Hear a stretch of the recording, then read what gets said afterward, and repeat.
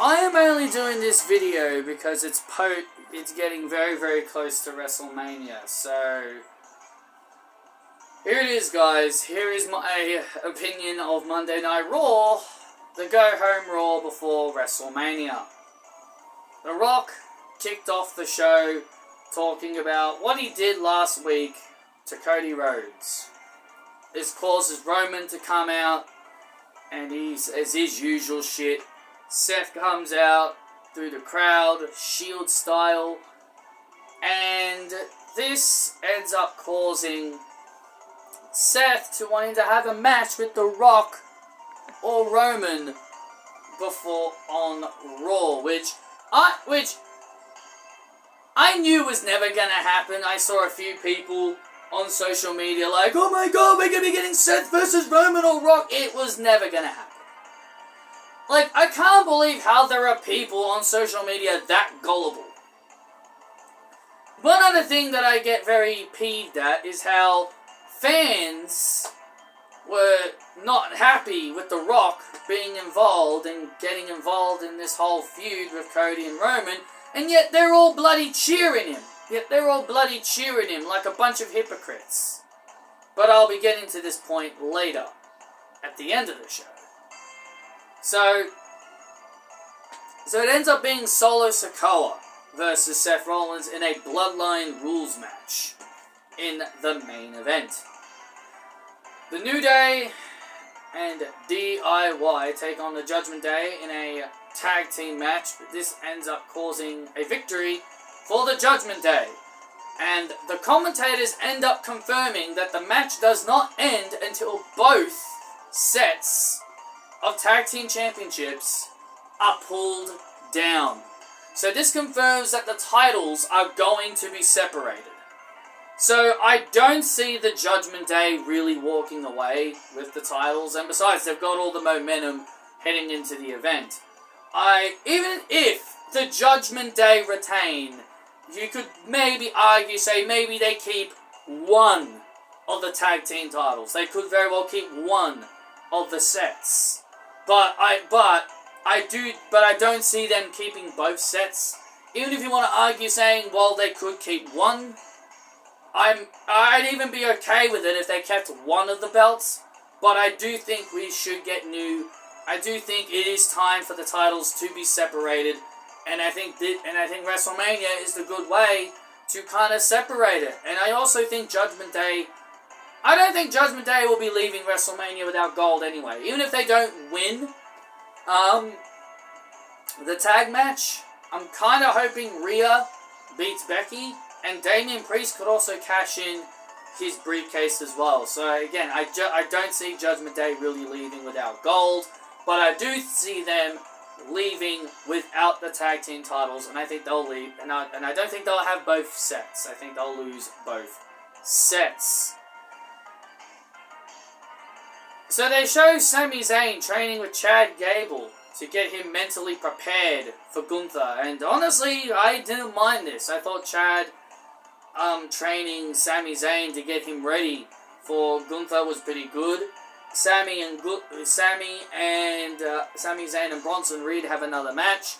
I was kind of expecting Sami Zayn to win because of, last week. Bronson Reed won last week. So I was like, okay, this is going to be a typical 50-50 booking match. Like, Bronson won last week, Sami will win this week. But no, that doesn't end up happening, which I am fine with. I'm fine with them not going with the typical 50-50 booking. They had Gunther beat up Chad Gable, causing the match to end via, I guess, a DQ, but they also kind of didn't ring the bell, so I guess it's a no contest. So I guess it was a no contest in the end. So I guess in the end it was really a no contest.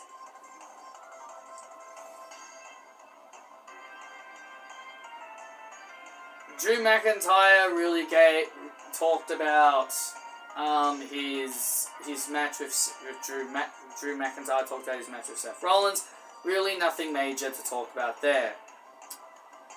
So next comes to a part that I know a lot of people are probably expecting me to be angry about, and I am, and I'm gonna talk about it in a more calmer manner, because I just don't feel the need to raise my voice and be angry about it. And like, I even predicted this was going to happen when I saw the graphic for that match for the match anyway. So ultimately, I knew heading in, despite me being angry about it, I expected it to be the outcome. And the match I'm talking about here is Indi Hartwell and Candice taking on Maxxine Dupri and Ivy Nile in a tag match.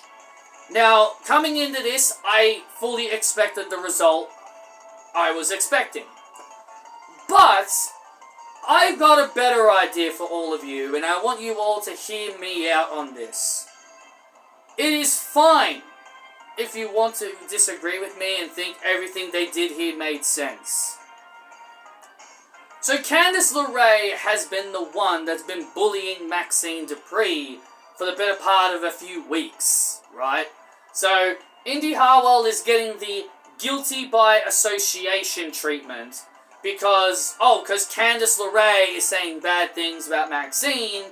That means Indi Hartwell is also a part of the problem because, you know, guilty by association, as what Pat McAfee called it on commentary.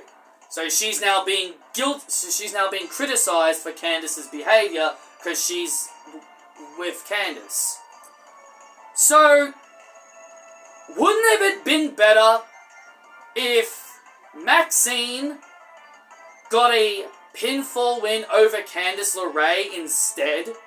Because Candice was the one that said all the bad things about Maxxine?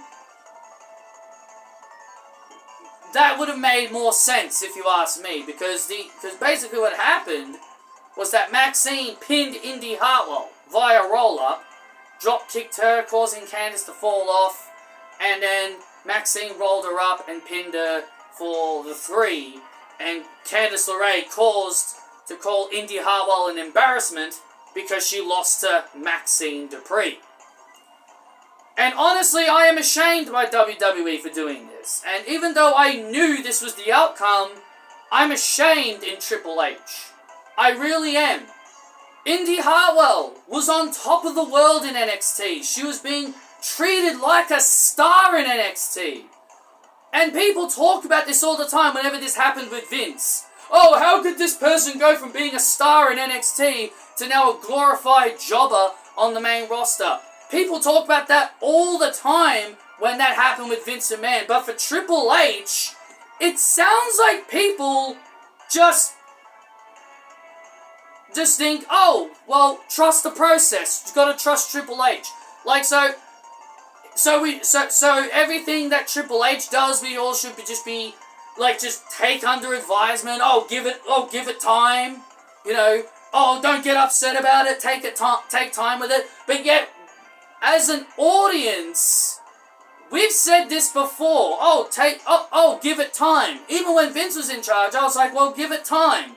But no, people always assumed everyone was buried. Now, I'm not sitting here to say Indi Hartwell got buried in this match. I'm not saying that at all. What I'm saying is that people got very, very angry at Vince for, quotations, burying NXT superstars on the main roster and turning them into jokes. I guess you can see why Indi Hartwell is rated 62 in 2K24, because she's losing to Maxxine Dupri in real life. By the time 2K25 rolls around, she'll be lower than Nikki Cross. She'll have an overall of 50 by the time we get to 2K25, because Triple H has done nothing to make Indi Hartwell feel like a star, feel like a big deal. This is my major problem with this match, and I like Maxxine. I don't want people assuming that I hate Maxxine. I like Maxxine, and I will say, Maxxine winning made sense, but it should not have been Indi that got pinned. That is my only complaint. You wanted Maxxine and Indi to win, that's, if you wanted Maxxine and Ivy to win, fine. But you could have had Maxxine pin Candice. You could have had Maxxine pin Candice. You could have had Candice furious at Indi Hartwell causing her to lose. What the ending they did should have been reversed. It should have been Indi Hartwell talking to Candice, and Candice being rolled up, and Candice furious at Indi and calling her an embarrassment for causing her to lose to Maxxine. I felt that would have had more impact, because Maxxine pinned the person that was bullying her, saying she couldn't wrestle. This loss hurts Indi Hartwell more. But yet people tell me, oh, don't value things as wins and losses. Oh, don't take wins and losses seriously. You've always got to look at it in a different perspective. Well, you kind of now know why I take things more seriously when it comes to wins and losses. Because I see this shit happening all the damn time with the people I like, and I want to see the people I like win. Indi Hartwell is literally being ruined because Triple H couldn't just keep Indi Hartwell as a singles competitor. He couldn't continue to make Indi a bigger star. Couldn't have made her an even bigger deal coming off her run in NXT. But no! We gotta reunite the way! The way is more important because, oh, that's what I had Indi. Oh, this is how I was booking Indi Hartwell. I was booking her in a tag team with Candice, so it makes sense for them to be together. Don't get me wrong, them as a tag team was fine, but we need to move on from this. Indi needs to be the single star that she was in NXT. But because Triple H is ruining Indi and not making her feel like a big deal, the fans aren't going to care. So, I look at Indi Hartwell as one of those failed call-ups. She's been a real big failure since being called up to the main roster. And it pains me to say that. It really pains me. It hurts my heart to call Indi Hartwell a main roster call-up failure. It really does. But she is. Triple H ruined her. Triple H ruined her, he failed her, and he's not going to make her a star. She is officially a jobber. Triple H has got to do some serious work to do to convince me that Indi Hartwell can still be the star that I know she can be. I'm not happy. But I said it in a calmer demeanor to make it sound like I'm trying to be reasonable. Like I said, the victory made sense for Maxxine, but it should have been Candice that got pinned instead of Indi.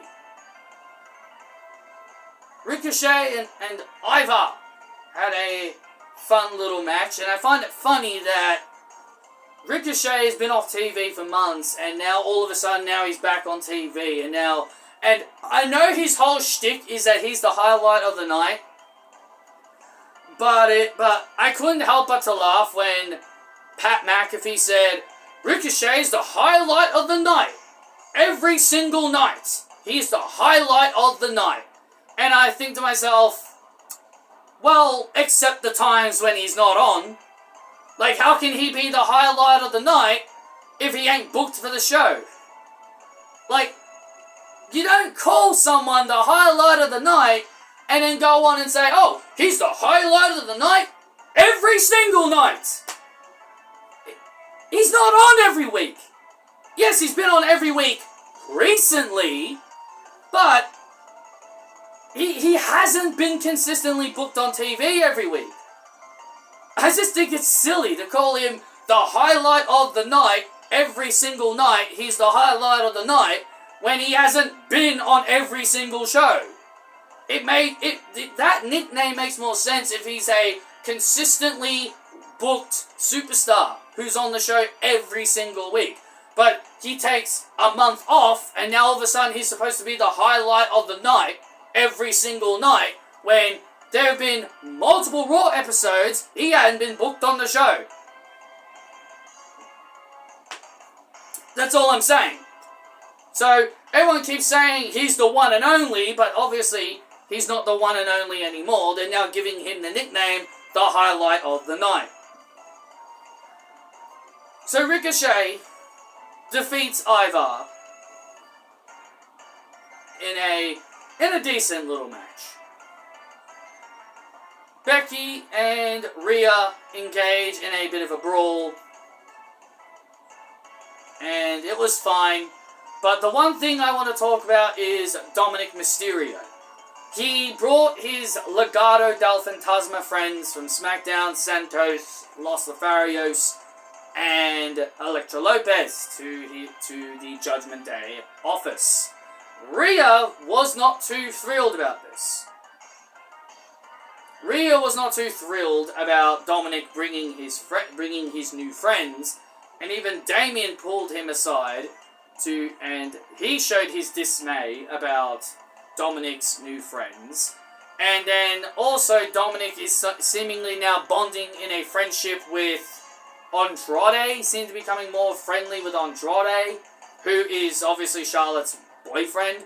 So it sounds like Dominic, I don't think he's going to be in the Judgment Day much longer. I think they're teasing a Judgment Day breakup, which is why I don't see Judgment Day leaving WrestleMania with both of the tag team titles. Like, it makes no sense for them to have issues and problems, but they still keep the tag team titles. They're having issues.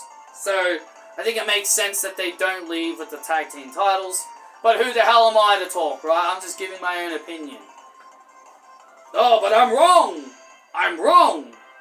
You know, a lot of people like to try and argue with me thinking I'm wrong in the things I say, when sometimes, not all the time, but sometimes I am proven right.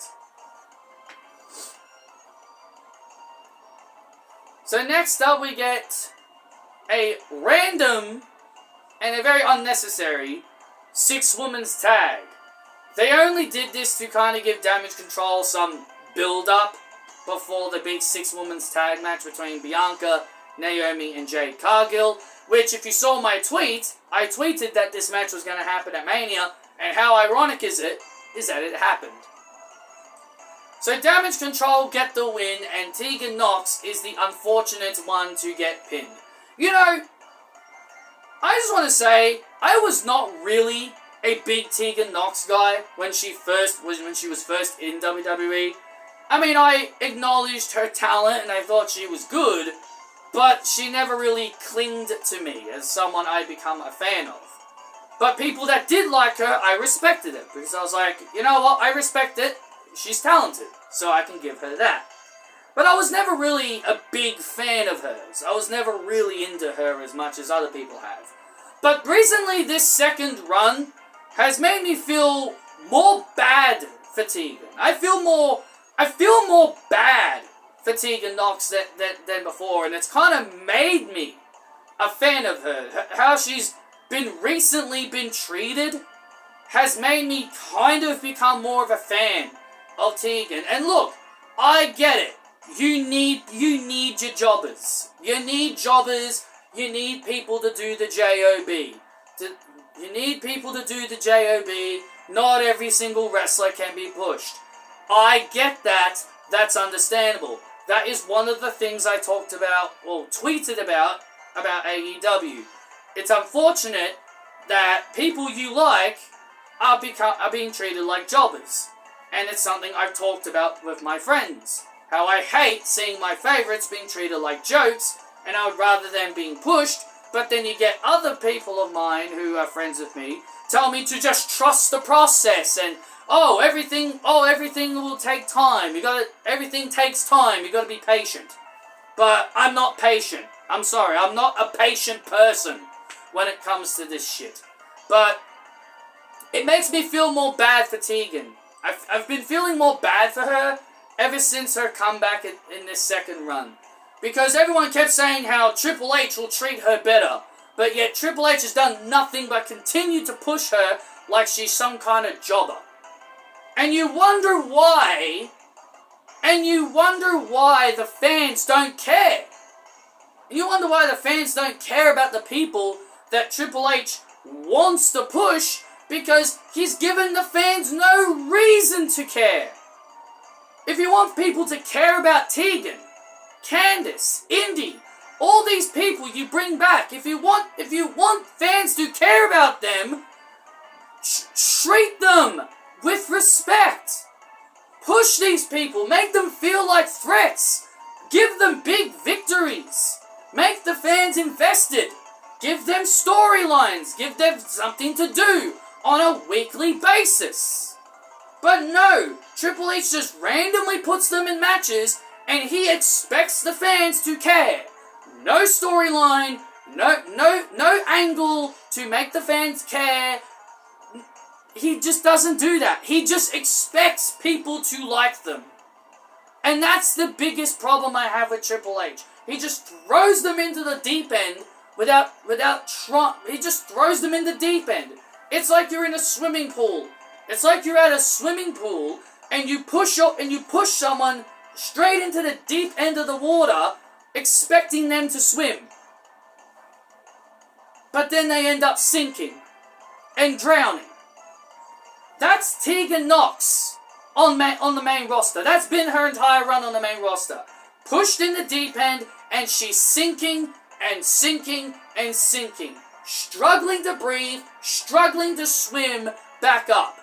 Because Triple H expected her to get over on her own. Expected her to get over with no storyline, with no character development. It just cheer. He expected the fans to just all of a sudden care about her. And that's the biggest flaw I have with Triple H. Why do you think fans care about Rhea? Because she built up a character. Fans have got reasons to cheer her. Same thing with Becky Lynch. She's the man. Fans care about her because fans have stuck with her. Fans care about her because she's got a character development. She's likable. She looks like a superstar that the crowd can get behind. WWE have done nothing to make people want to cheer for people like Indi, people like Candice, people like Tegan, hell, even Maxxine and Ivy Nile. Triple H has done nothing to make people want to cheer these people. And that's where he's failing. He needs to make people care. You can't just expect them to cheer. And I wish he would get that through his head. But like he's going to listen to an Australian fan who's been watching his product through the entire time when Vince was there, it's not like he's going to listen to me. Oh, he doesn't know what he's talking about. He's not running WWE.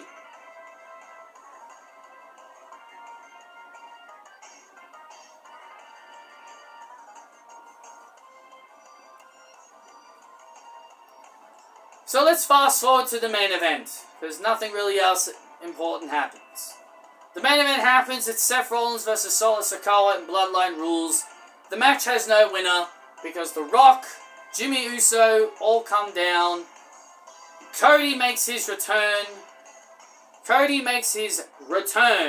After being beat up last week by The Rock. It looks like he's about to get his vengeance on The Rock until Roman Reigns appears from under the ring. Like he's freaking... Somehow he stayed... There's no way you can convince me that Roman stayed under there for the entire 3 hours of Raw. There's no way he stayed under there for the entire 3 hours of Raw. You cannot convince me that he stayed there throughout the entire show.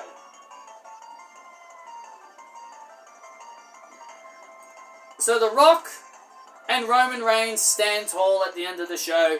And now the fans who were cheering The Rock at the start of the show, chanting Rocky, Rocky, Rocky, now at the end of the show, they chant Rocky sucks. What a bunch of hypocrites! What a bunch of hypocrites! Seriously, are you going to cheer him or are you going to boo him? Make up your freaking mind, guys. That's the thing I hate.